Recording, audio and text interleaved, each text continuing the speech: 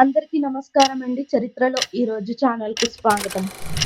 18వ శతాబ్దంలో దక్కన్ ప్రాంత రాజకీయాలు ఉత్కంఠభరితంగా మారాయి. ఈ నేపథ్యంలో మరాఠా సైన్యానికి నాయకత్వం వహించిన సదాశివరావు భావ్ తన ధైర్యం, వ్యూహంతో ఉద్గిర్ యుద్ధంలో నిజాం సేనపై 1760వ సంవత్సరంలో ఫిబ్రవరి 3వ తేదీ నాడు విజయం సాధించాడు. మరాఠా సామ్రాజ్యం ప్రభావం విస్తరిస్తుండగా హైదరాబాదు నిజాం శక్తితో ఘర్షణలు పెరిగాయి.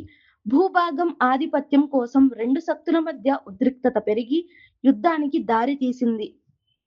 సదాశివరావు భావ్ ఆధిపత్యంలో పెద్ద మరాఠా సైన్యం గుర్రపు దళాలు, కవచదారులు, తుపాకీ దళాలతో బలంగా సిద్ధమైంది. భావ్ తన వ్యూహంతో శత్రు సైన్యాన్ని చుట్టుముట్టి దాడి చేశాడు.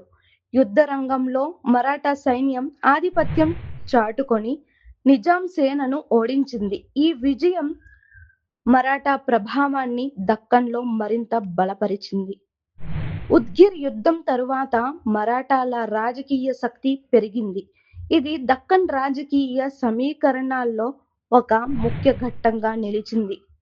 ఒక యుద్ధం, ఒక నాయకుడి ధైర్యం మరాఠా సామ్రాజ్య శక్తిని ప్రపంచానికి చూపిన ఘట్టం. ఉద్గిర్ యుద్ధం, మరాఠా విజయం చరిత్రలో చిరస్థాయి.